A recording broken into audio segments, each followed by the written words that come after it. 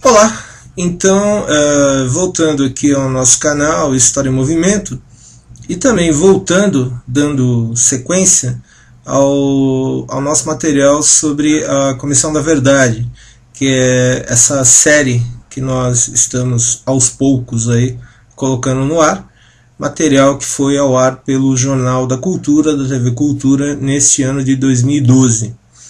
E hoje nós vamos aqui com o material que foi ao ar no dia 20 de abril deste ano de 2012, que é um material bastante interessante, até pelo contraponto que faz aí numa espécie de comparação dessa relação de comissões de verdade, discussões sobre a verdade da repressão dos governos militares, num comparativo entre o caso brasileiro, que é o foco dessa série, dessas matérias que o Jornal da Cultura realizou esse ano, e o caso argentino.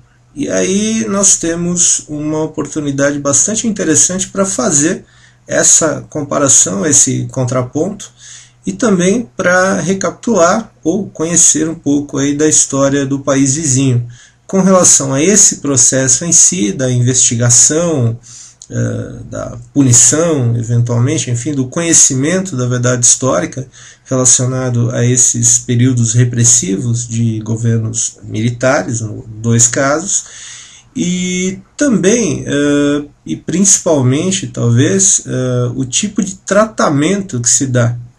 Num comparativo fica uma situação, fica uma conclusão bastante interessante e, por que não dizer, curiosa. Como é que isso foi encaminhado, como é que isso foi tratado em termos argentinos, e fica toda essa discussão, todos esses impasses em termos brasileiros.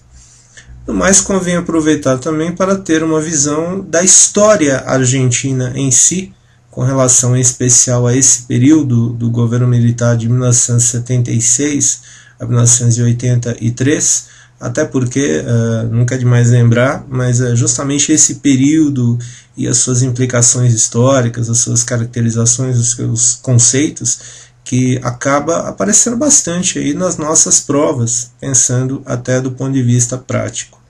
Ficamos então com mais uma sequência dessa série sobre a Comissão da Verdade, os materiais do Jornal da Cultura, esta matéria que foi ao ar no dia 20 de abril deste ano de 2012, o que tem esse ponto em especial interessante, essa história comparada entre Brasil e Argentina. Vamos então observar a matéria na sequência. O principal objetivo da Comissão da Verdade será investigar e esclarecer crimes cometidos durante a ditadura militar.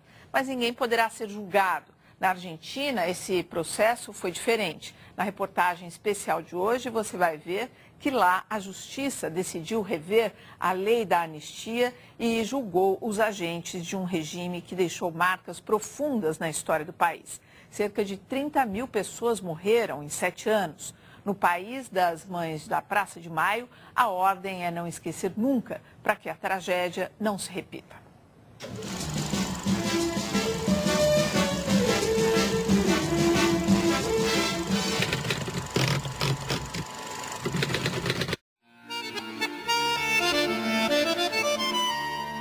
Às margens do Rio da Prata, jazem milhares de mortos políticos.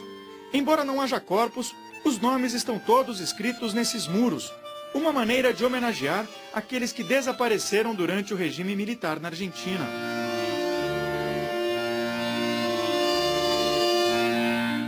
O local não foi escolhido por acaso. Muitas pessoas foram arremessadas ao rio de aviões militares nos chamados voos da morte. Hoje o Parque da Memória é um local de aprendizado.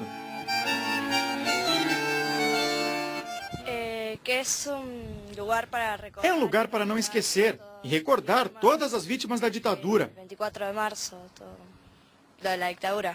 É importante estudar esse período para evitar que essas coisas voltem a acontecer, dizem Laura e Paula, duas alunas da sexta série de uma escola pública na Argentina.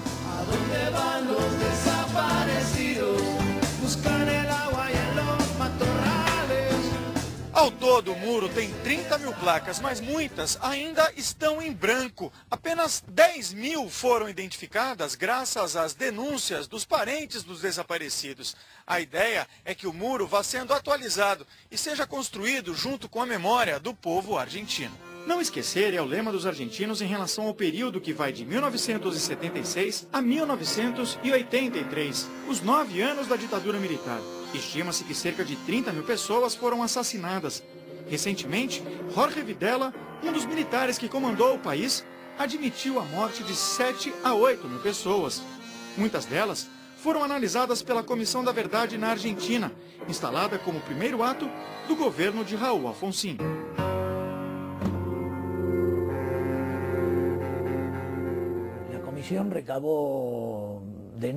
A comissão elencou denúncias sobre 8.700 desaparições. Com o correr do tempo, pôde identificar o funcionamento de 370 centros de detenção clandestinos e pudemos individualizar ao redor de 1.700 pessoas, entre militares, policiais e até médicos que participaram ativamente nesses episódios de repressão, explica Daniel Salvador, ex-secretário da CONADEP, como a comissão foi chamada. Um dos trabalhos mais notáveis se deu sobre a Escola da Armada da Marinha, onde funcionou um centro clandestino de repressão. Aqui, nesse edifício conhecido como Cassino, presos políticos que faziam trabalhos forçados no sótão conviviam com militares de alta patente. O sótão está a apenas um lance de escada do local onde eram alojados os oficiais da Marinha. Todo esse andar aqui era destinado à acomodação dos almirantes, de tal maneira que não é possível afirmar que o alto comando das Forças Armadas não soubesse o que estava acontecendo. Hoje, o prédio da Escola Armada é considerado uma prova viva nas ações que foram movidas contra os militares na Justiça. A historiadora Samantha Cassareto conta que o prédio foi modificado em 1979, pouco antes de uma visita de uma comissão de direitos humanos da OEA. A intenção era desmontar os testemunhos de que na Escola da Armada se praticava torturas e execuções. O que eles faziam era apagar as pegadas do aparato repressivo. Então, tudo aquilo que era chave nos testemunhos dos sobreviventes que haviam sido denunciados sobre esse lugar na Europa, uma escada, um elevador, foram apagados. Os militares levaram os desaparecidos daqui para uma ilha da Igreja Católica chamada O Silêncio e ali permaneceram até que a OEA se retirasse do país. Ela explica. Provas periciais mostraram que ali era de fato o lugar descrito pelos poucos sobreviventes da Escola da Armada. Muitos processos foram instalados. Até agora, mais de 500 pessoas, entre militares, policiais e colaboradores da ditadura, foram condenados. Uma das linhas de ação da Justiça foi a punição para pessoas que adotaram crianças que eram filhos de desaparecidos políticos. Crime denunciado desde o início do regime pelas avós da Praça de Maio. Graças ao trabalho das abuelas, como são chamadas, 105 netos de desaparecidos foram identificados. Nunca nos imaginamos que inclusive los bebés se los iban a quedar. Nunca imaginamos que os militares fossem ficar com os bebês, porque eu creio que se os nossos filhos cometeram algum delito, coisa que eu duvido, que delito poderia ter cometido um bebê recém-nascido? Pergunta a Rosa, vice-presidente da Associação das Avós. Depois de 21 anos de busca, ela conseguiu encontrar seu neto. A família que o abrigou, por saber que se tratava de uma criança filha de desaparecidos e que havia mentido para adotá-la, cumpriu 7 anos de prisão. Minha relação com o meu neto hoje é uma boa relação, que vai se construindo aos poucos. Mas eu continuo querendo saber o que aconteceu com a minha filha, diz Rosa, com a determinação de quem ainda não desistiu de investigar o passado. Memória que o vencedor do Prêmio Nobel da Paz em 1980, Adolfo Pérez Esquivel, usa como argumento para se dirigir às Forças Armadas brasileiras. Hay que tener coraje para reconocer los errores cometidos. É preciso ter coragem para reconhecer os erros cometidos e coragem para poder superá-los, para poder ser parte integral do povo. Não creio que se possa construir nenhum projeto de país sem as Forças Armadas. As Forças Armadas têm que ter presença, mas tem que ser uma presença ativa, a serviço do povo. Não em contrário dele. Eu creio que isso seria o melhor que poderiam fazer ao povo do Brasil, diz o Prêmio Nobel da Paz. Presença ativa al serviço de su pueblo, no en contra de su pueblo.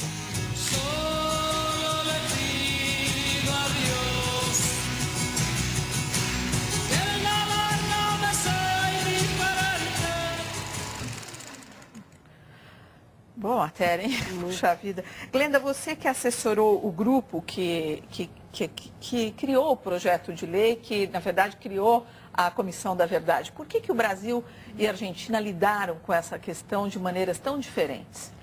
Quando a gente fala como os estados lidam com esse legado de violação em massa de direitos humanos, a Argentina é um caso excepcional da perspectiva positiva, digamos assim. Ela é um exemplo não só para o Brasil, para os outros países da América Latina, mas para o mundo. São vários os motivos que fizeram o Brasil se diferenciar tanto da Argentina, por exemplo, e do Chile. São múltiplos os aspectos, mas, por exemplo, o que a gente pode chamar a atenção, que não aconteceu, por exemplo, no Brasil e aconteceu na Argentina, é que ao final da ditadura na Argentina teve uma eleição presidencial. Então, ao ter uma eleição presidencial, a questão das violações de direitos humanos entrou na agenda política, foi tema das discussões. Mas o que é muito importante na Argentina, porque lá os militares, ao final da ditadura, saíram derrotados por conta da Guerra das Malvinas. No primeiro momento, o que é muito importante é a coragem do Alfonsín, do presidente Alfonsín, e a necessidade de justiça da sociedade argentina. Então, ele cria a CONADEP, já de cara ele cria a Comissão da Verdade. Essa comissão, como deve ser em toda a Comissão da Verdade, ela não tinha poderes para julgar. Uma Comissão da Verdade não deve.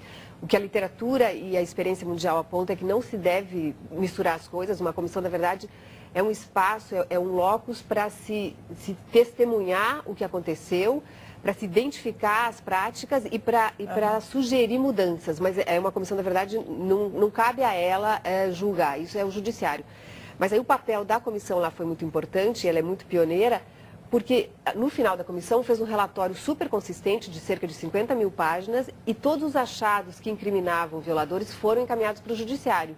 E o judiciário argentino teve sempre um papel muito protagonista e tratou de cuidar disso. Agora, outro aspecto importante que aqui não teve e na Argentina teve é que o Alfonsín, ele imediatamente depois de assumir, ele anulou a lei da anistia. Ele anulou, ele decidiu anulá-la. E a nossa lei da anistia, de certa forma, protege os dois lados. Eu não acredito nisso. Eu acho que a interpretação que se dá à lei é nesse sentido, que é a interpretação que os militares queriam dar, porque o texto da lei não contempla essa interpretação, na minha visão. Mas então, outro aspecto interessante da gente notar em relação à Comissão da Verdade na Argentina é que uma das recomendações desse relatório substantivo, é que ele recomendava que a Argentina tomasse o máximo cuidado para que nunca mais houvesse desaparecidos, não só no país, como no mundo, que cuidasse dessa questão. E é muito interessante que sucederam-se todos os governos, Menem, Kirchner, todos, o país levou essa recomendação a sério. E assim, no final, acho que em 2006 ou 2007, a Argentina, junto com a França, conseguiu que a ONU aprovasse a Convenção contra Desaparecimentos Forçados. Então, de pária, durante a ditadura, ela era considerada um pária no sistema ONU, ela virou protagonista. Ela levou tão a sério uma recomendação da Comissão da Verdade que transformou o que foi o horror num legado positivo.